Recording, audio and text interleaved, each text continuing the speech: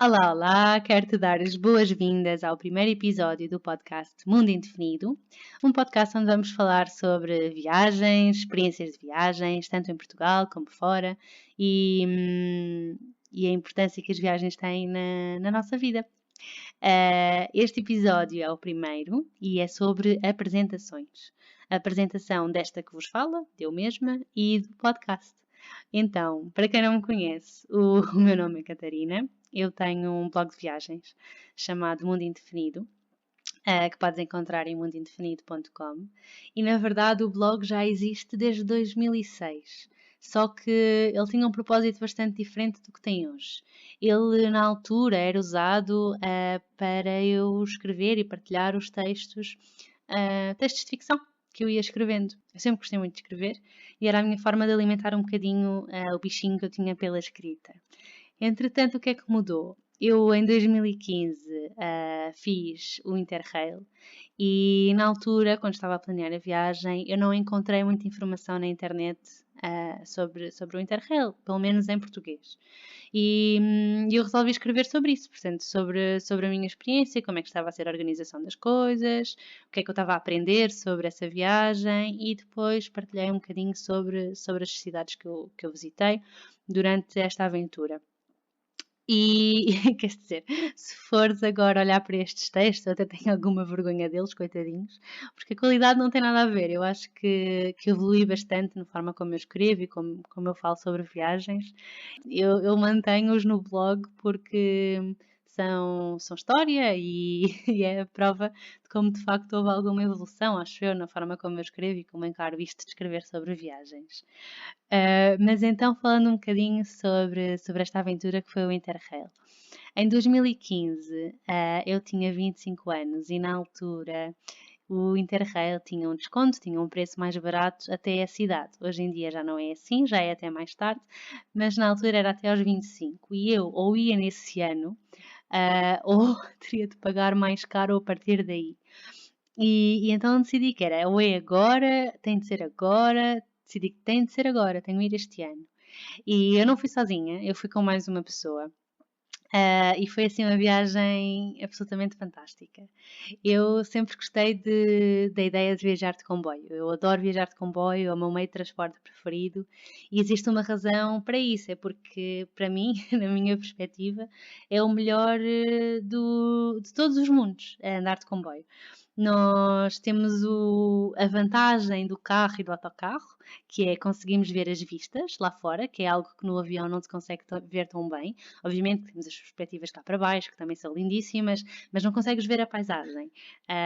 E no comboio consegues fazê-lo, tal como no carro e no autocarro, mas ao contrário do carro e do autocarro, não há trânsito. Então eu acho que viajar de comboio é assim a melhor coisa de sempre. Mas pronto, resolvemos então fazer o Interrail em 2015 e na altura, quando estávamos a planear, isto para quem não sabe, o Interrail é um passe que tem várias modalidades, mas a que a maior parte das pessoas acaba por escolher é viajar por um determinado período de tempo por determinados países da Europa que fazem parte do passe e podemos andar em todos os comboios desses países. Dependendo dos sítios para onde se vai, pode não compensar comprar o passe, ok? Portanto, as contas têm de ser feitas e têm de se verificar de facto se vale a pena ou não, também depende do número de viagens que se faz e tudo isso. Para nós valia a pena e foi isso que acabámos por fazer.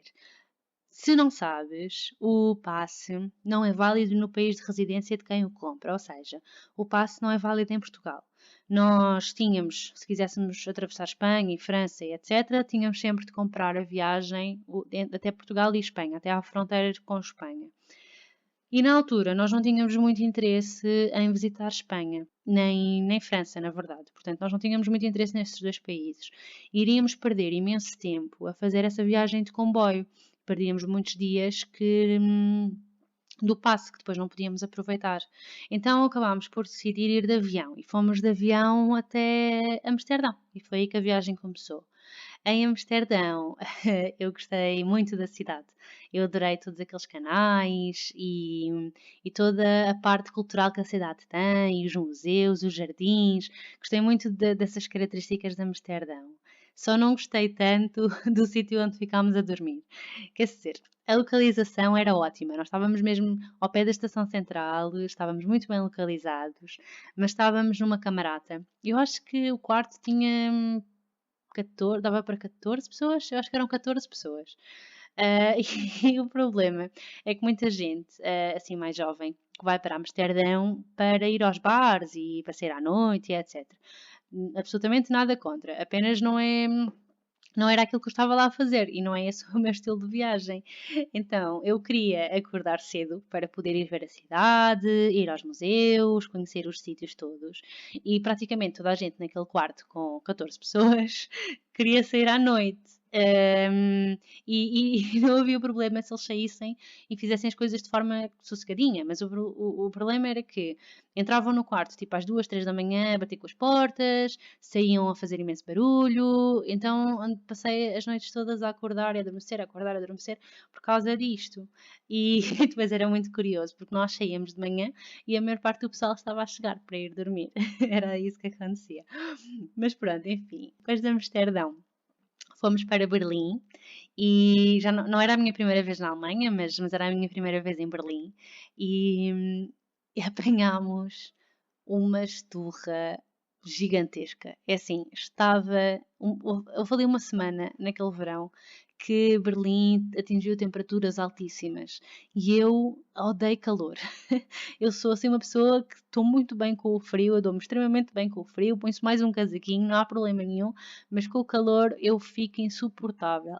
Não, não estejam ao pé de mim quando eu estou com calor, a sério, porque já estou um bocadinho melhor, mas é muito difícil para mim controlar. Fico muito mais enervada, fico assim, mesmo, sério, fujam, se possível. E apanhámos assim uma esturra monumental, que foi terrível, mas pronto, eu gostei da cidade também e gostei muito de ver a parte do muro e toda essa parte histórica da Segunda Guerra Mundial, que Berlim é muito forte nessa componente, tem mesmo muita coisa sobre a Segunda Guerra Mundial e eu adoro história, portanto, para mim foi muito interessante ver a cidade dessa perspectiva. Depois de Berlim, fomos a Praga, na República Checa. Eu acho que não preciso dizer, mas Amsterdão é nos Países Baixos e Berlim é na Alemanha. Pronto. Praga é na República Checa e eu apaixonei-me por Praga. Adorei Praga. Achei uma cidade fantástica, lindíssima. Gostei mesmo muito da cidade. A única desvantagem é que está cheia de turistas. Estava cheia de turistas. Quer dizer, eu sinto-me sempre assim um bocado. Eu não posso muito bem reclamar em relação a isso, porque eu também estou lá, não é? Eu também estou a fazer número, digamos assim. Mas, de preferível, eu gosto mais quando estou só eu, quase sozinha, e as pessoas que lá moram e pronto. Mas gostei muito da cidade, gostei da comida também, e foi mesmo muito bom. Depois de Praga, fomos para Cracóvia, na Polónia, e decidimos incluir Cracóvia por duas razões. Aliás, por uma razão principal, que era irmos a Auschwitz. E eu sei que este tipo de visitas não é para toda a gente, e pode haver quem não queira e que acha que não aguenta, ou que não gosta, ou que não é um tipo de visitas para se fazer. Mas eu considerei muito importante ir a Auschwitz. Não é para conhecer e para dizer uau, adorei ir a Auschwitz, é incrível. Não é nada disso. É uma visita que tem de ser com uma outra mentalidade, mas que eu acho que é muito importante conhecer e para não esquecer, essencialmente, para que não se repitam os mesmos erros do passado.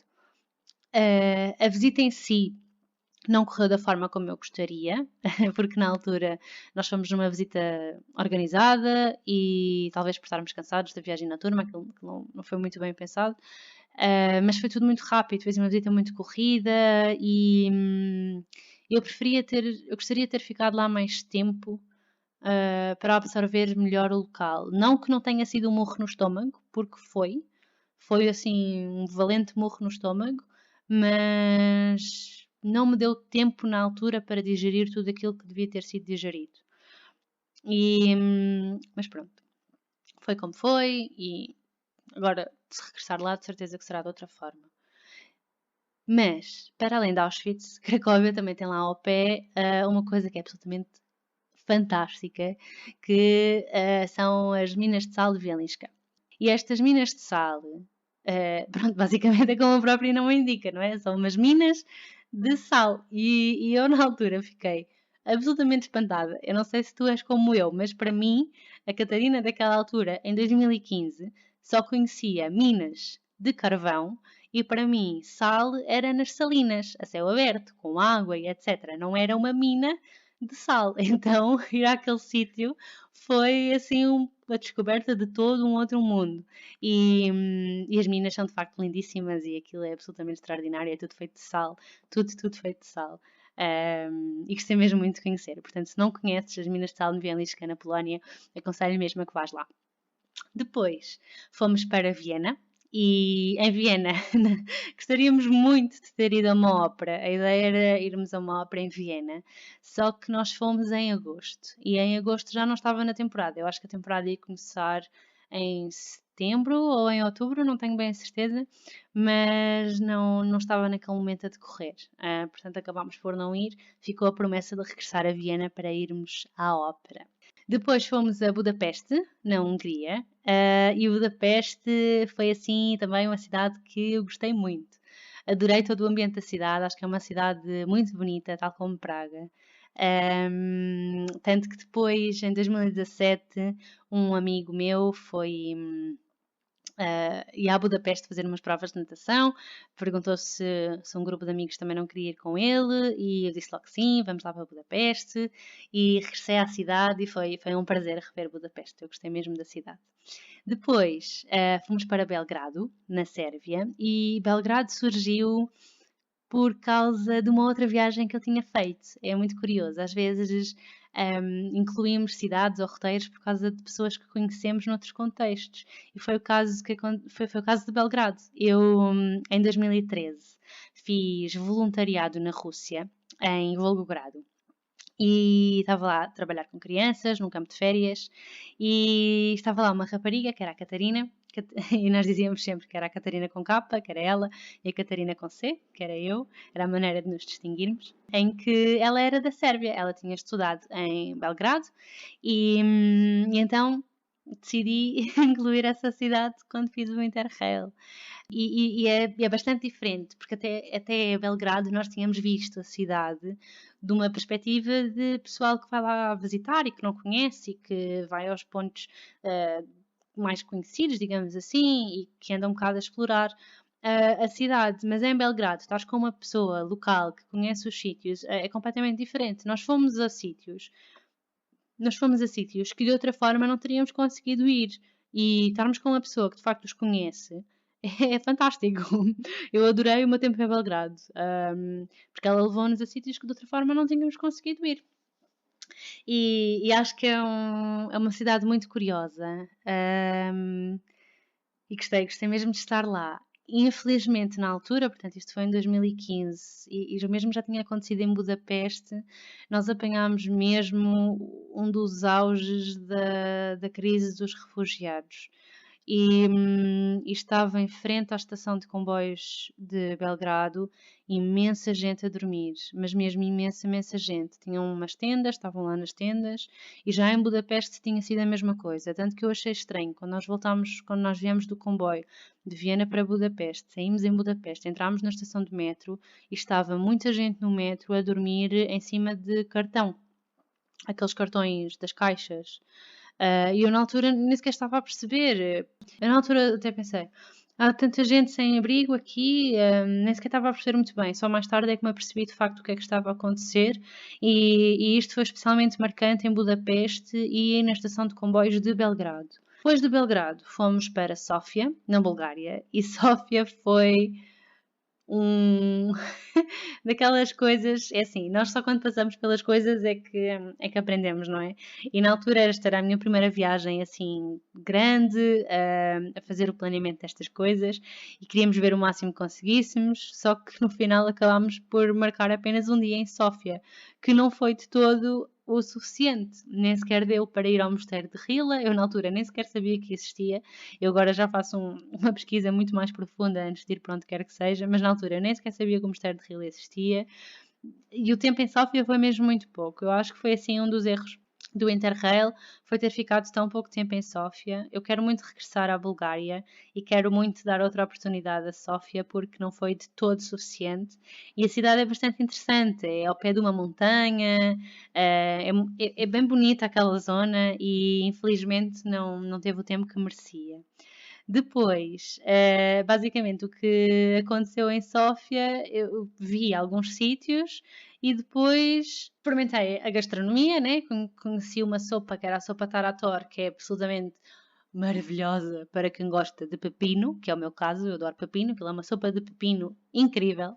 Adorei aquela sopa e fiquei a dever um regresso a Sófia, sem dúvida nenhuma que tenho de regressar à Bulgária e tenho de ir a Sófia dar-lhe o tempo que ela merece. Depois da Bulgária, seguimos para Salónica, na Grécia, e Salónica tem Saloniki tem uma coisa muito interessante, que é um autocarro. É um autocarro do turismo da Câmara Municipal. E é um autocarro daqueles, tipo aqueles autocarros turísticos que dão uma volta à cidade e vão aos principais pontos. Só que esses autocarros turísticos normalmente são mais caros, né? Que eu acho que ali custava mais ou menos 18 euros, mais coisa menos coisa. E este custava 2 euros. 2 euros e fazia exatamente o mesmo percurso. Ia até à parte alta da cidade, descia, via os principais pontos. Portanto, se algum dia fores a Salónica, e eu espero que os autocarros ainda existam, é absolutamente extraordinário. Agora nem sei se o preço se mantém, mas na altura eram 2 euros e dava para ver tudo, né? E levava-nos a todo lado e era espetacular. E até porque Salónica é uma cidade que é muito íngreme e tem assim umas zonas mesmo que é mesmo a subir, a subir, a subir, e ir de autocarro ajuda bastante. E foi muito útil. Usámos o autocarro algumas vezes para ir para a parte alta da cidade. Depois de Salónica, terminámos a viagem em Atenas e regressámos de Atenas para Portugal. Só que Atenas tem assim um sabor agridoce para mim, porque eu gostei muito da parte dos museus e da parte histórica, da Acrópole e etc. Mas a cidade em si não mexeu comigo. Eu não fiquei fã de Atenas, não gostei particularmente da cidade, do ambiente, não sei. Houve ali qualquer coisa que não chamou por mim, mas adorava saber o que é que tu achas. Se já foste a Atenas e gostaste, por favor, comenta comigo, fala comigo, diz-me porque é que gostaste e provavelmente eu tenho de lhe dar uma outra oportunidade, mas sem dúvida que não ficou no topo das minhas cidades preferidas. Nem sequer é assim uma cidade que eu possa dizer que tenha adorado muito, porque não, de facto não foi o caso. Depois dessa grande viagem de comboio, isto foi mais ou menos um mês a viajar de comboio, fiz no ano a seguir isto, porque uma pessoa quando começa a andar de comboio, a fazer este tipo de viagens, depois não quer parar, não é? E como eu tinha dito há pouco, eu em 2013 estive na Rússia, em Volgogrado, e tive a oportunidade de ir a Moscovo e eu gostei muito de estar na Rússia. Eu gostei muito da Rússia, gostei muito das pessoas, gostei mesmo muito de estar lá.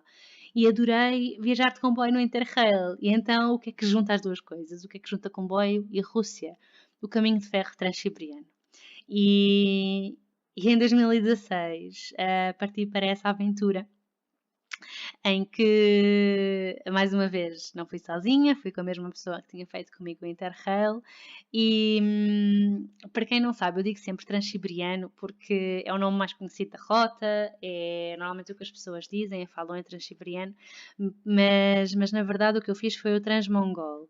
E qual é que é a diferença? Então, o Transsiberiano, a rota normal, tipicamente começa em Moscovo e percorre a Rússia toda, passando pela Sibéria, como é óbvio, daí o nome, e termina em Vladivostok, que é na ponta oriental da Rússia.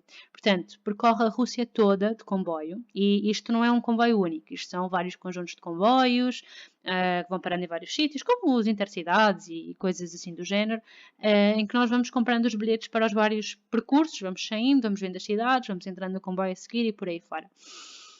Mas o que eu fiz, na verdade, não foi isso. Eu não estive apenas na Rússia, e o que eu fiz foi o Transmongol, que também, como o próprio nome indica, atravessa a Mongólia. E então nós começámos na Rússia, passámos para a Mongólia e terminámos na China. E como é que isto funcionou, digamos assim? Nós começámos a viagem em São Petersburgo e São Petersburgo é assim uma cidade é a Rússia mais brilhante que eu conheço. É uma Rússia de palácios, de brilho, de czares. É assim, uma Rússia que não tem nada a ver com o resto da Rússia, na verdade. Muito diferente do resto da Rússia, mesmo.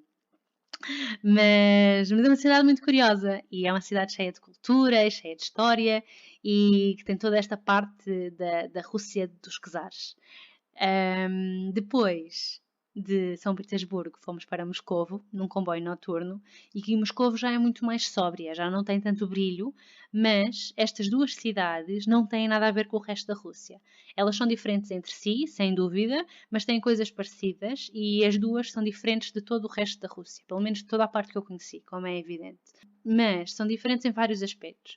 A nível dos carros, a nível das estradas, das condições das estradas, que são muito boas, tanto em Moscou como em São Petersburgo. A nível das construções, dos edifícios, das pessoas, o próprio ar das pessoas, a forma como andam e vestem-se, etc. As duas cidades são muito mais, não é cosmopolitas, mas são diferentes. Não digo que é melhor, não digo que é pior, são diferentes do resto da Rússia. E Moscou, para mim, foi muito bom regressar. Eu não senti grandes mudanças na cidade, na verdade, e desde que lá tinha estado em 2013, mas gostei muito de regressar. Eu gostei mesmo da cidade, por mim regressava já lá outra vez, que é um país pelo qual que é um país que eu gosto muito, não sei explicar. Não há assim uma explicação muito lógica, mas eu gosto mesmo da Rússia. Depois fomos para Irkutsk, que tivemos como base para visitar o Lago Baikal, que é um lago extraordinário. Aquilo é assim, é um lago que eu cheguei lá e até pensei, mas isto é mesmo um lago? Não é possível que isto seja um lago, porque parecia um oceano, assim, uma coisa enorme à minha frente, água, só água, só água. E infelizmente apanhámos assim o tempo um bocado murchinho, até tinha estado a chover e o tempo não estava assim muito simpático e eu desde Moscovo estava com uma tosse irritante que não queria sair nem por nada e não queria arriscar estar à chuva. Eu gostava muito de ter feito uns trilhos cá lá em Listvianka, que é uma cidadezinha ao pé do Lago Baikal, e acabei por nem sequer fazer isso, porque, enfim, as coisas não estavam mesmo boas para a minha garganta, não queria estar a arriscar, o tempo não estava bom, enfim. Fica também uma promessa de que um dia destes eu vou regressar ao Lago Baikal para explorar toda a área como deve ser. Depois de Irkutsk, fomos para Ulan-Ude, que durante muito tempo eu dizia Ulan-Ude, porque é assim que se escreve, é Ulan-Ude, e eu dizia às pessoas, vamos para Ulan-Ude, Ulan-Ude, e toda a gente me corrigia, para Ulan-Ude. Então, a partir de agora eu digo Ulan-Ude, porque se é o nome da cidade, é assim que eu devo chamar. E em Ulan-Ude nós já estamos na Ásia. Já passámos a fronteira invisível entre a Europa e a Ásia e já é uma Rússia asiática. Isso até então, a maior parte das cidades na Rússia têm muitas igrejas ortodoxas e são maioritariamente ortodoxas. Em Ulan-Ude temos muitos templos budistas. É uma cidade muito mais budista. E foi muito interessante ver esta diferença, tanto a nível das construções, como a nível das pessoas. Mesmo a própria fisionomia das pessoas muda, porque entramos na Ásia. E foi assim uma coisa muito interessante de observar. Estamos na Rússia na mesma, mas é uma Rússia asiática, é uma Rússia diferente. E essa foi a nossa última cidade na Rússia. Aí atravessámos a fronteira, também de comboio, sempre de comboio, e fomos para Ulaanbaatar, a capital da Mongólia. E a Mongólia é um país que eu nem sei descrever. Eu já tentei muitas vezes pôr por palavras, mas tenho mesmo alguma dificuldade, porque a Mongólia não tem nada. Quer dizer, tem montanhas, tem estepes infinitas, tem cascatas, tem camelos e cavalos, tem muita pastorícia, tem uns guers ou geres, que são assim umas tendas nómadas muito interessantes, mas não tem assim, tipo, este edifício espetacular, ou este museu não sei o quê, ou este, enfim, é muito pela natureza, e é uma natureza avassaladora mesmo, aquilo é assim, tu andas quilómetros e quilómetros e quilómetros na Mongólia sem ver ninguém, apenas tu e uma steppe enorme, e uma montanha lá ao fundo. E isto é um sentimento muito bom, quer dizer, eu gostei muito de estar ali porque parecia que estava quase só eu ali. E todas as pessoas estavam comigo, né? Mas pronto, não éramos assim tantos. E inicialmente nós tínhamos pensado percorrer a Mongólia de carro. Tínhamos pensado alugar um carro e andar ali pelo país e ver os sítios e etc. Quando chegámos lá, vimos que de facto isso não seria muito possível por diversas razões. E ainda bem que acabámos por não o fazer, porque uma dessas razões era que as estradas estão, na altura, agora não sei como é que estão, mas na altura estavam em muito más condições. Fora do Lambatar, as estradas são praticamente inexistentes, aliás.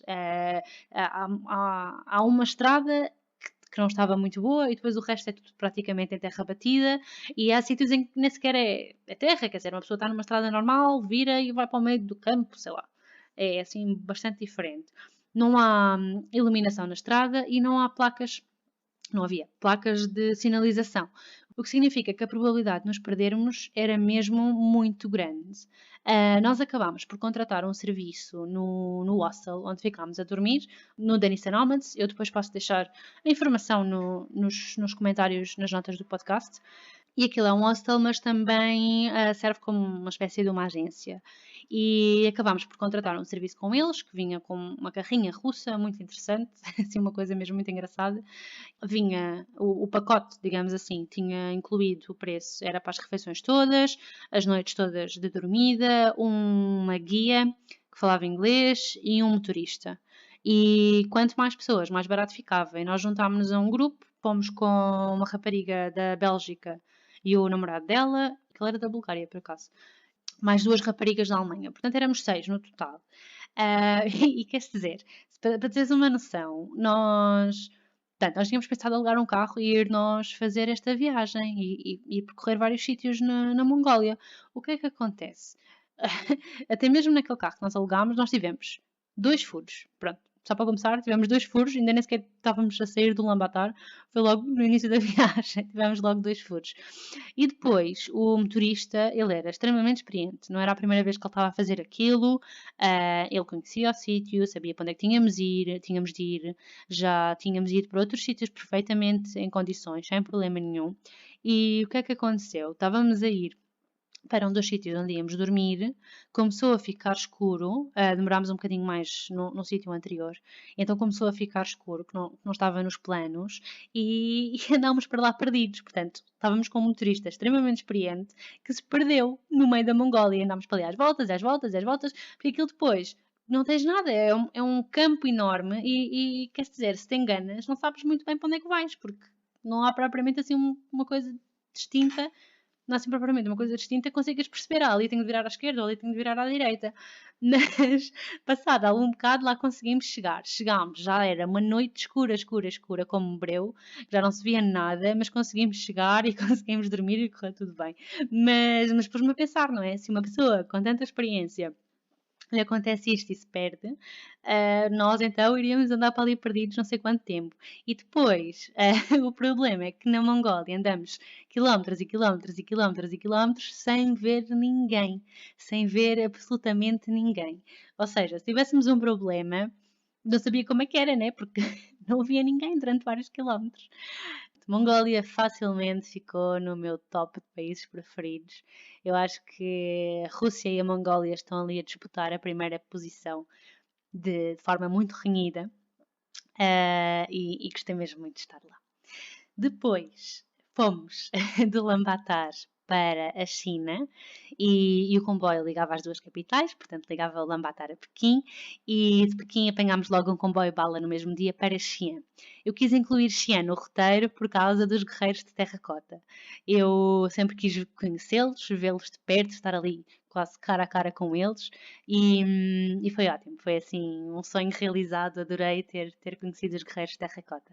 Também gostei do resto da cidade de Xi'an, mas sem dúvida que os guerreiros foram o ponto alto. E depois fomos para Pequim. Pequim é uma cidade gigantesca, é enorme mesmo, muito, muito grande.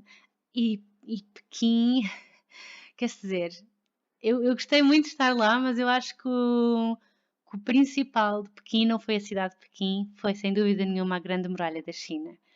A Grande Muralha da China tem várias secções que se podem visitar. Nós acabámos por ser meios loucos mesmo loucos, e andámos um bocado fora da lei, porque não é legal fazê-lo, mas pronto. Nós fizemos uma das secções chamada Genco, que é uma secção que não está restaurada e que não é permitido andar lá. Exatamente porque não está restaurada e porque é perigoso e porque tem bocados da muralha a cair e tem, como não está restaurada, não tem manutenção, portanto tem ervas a passar pelo meio das pedras.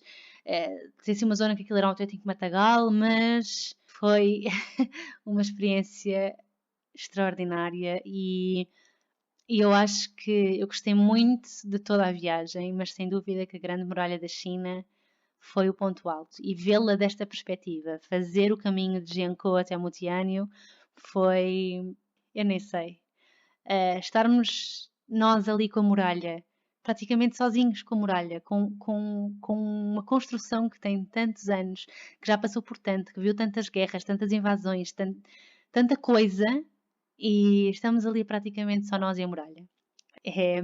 Foi a melhor forma que eu podia ter arranjado de percorrê-la e, e sem dúvida que eu quero repetir. Adorava voltar lá, gostava muito de ver todas as outras secções da Muralha da China e voltar a Jiangkou e voltar a fazer de Jiangkou até Mutianyu, que é incrível. Não aconselho a toda a gente, porque não é uma caminhada fácil e é bastante perigoso. É mesmo perigoso. Há zonas que estão tipo para cair. Aquilo é uma zona que está fechada, que não está aberta ao público e é preciso ter algum cuidado. Enfim, já falei aqui imenso sobre duas viagens apenas, sobre o Interrail e sobre o Transiberiano, mas na verdade as minhas viagens não começaram em 2015 e eu comecei a viajar quando era pequena com a minha mãe. Tudo isto começou por causa da minha mãe. Eu posso dizer que ela é a culpada disto tudo.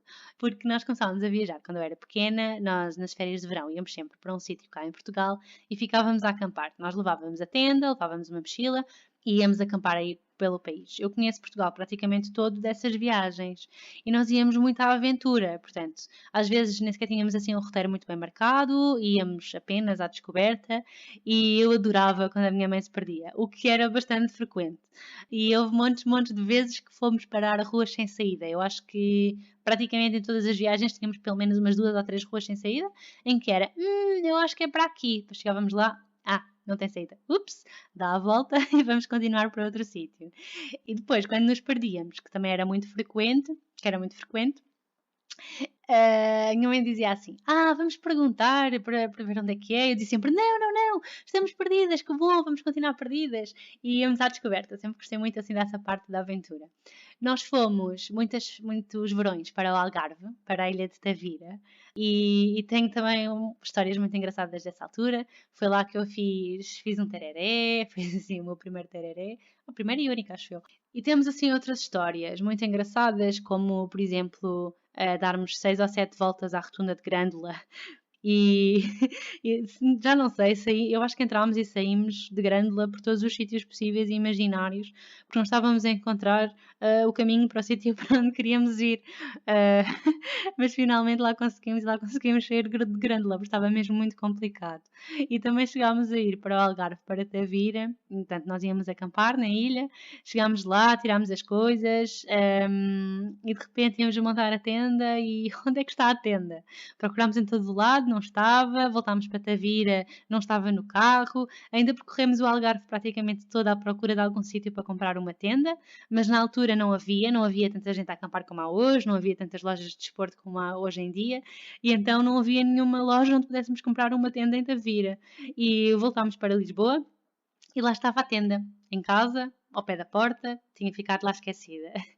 E voltámos para o Algarve. Portanto, fizemos no mesmo dia Lisboa-Tavira, percorremos o Algarve todo, Tavira-Lisboa, Lisboa-Tavira novamente. Saímos de manhã de Lisboa, chegámos ao Algarve à noite, montámos a tenda praticamente às escuras, sem certeza se aquilo estava a ficar muito bem montado. Foi ótimo e temos uma história para contar hoje em dia. Para além dessas viagens com a minha mãe por Portugal, nós também aos fins de semana, ao domingo, costumávamos fazer visitas aos museus em Lisboa. Eu conheço muitos museus em Lisboa, não digo que conheço todos porque eu acho que ainda me faltam alguns, mas íamos sempre ao domingo, era gratuito, aproveitávamos e íamos.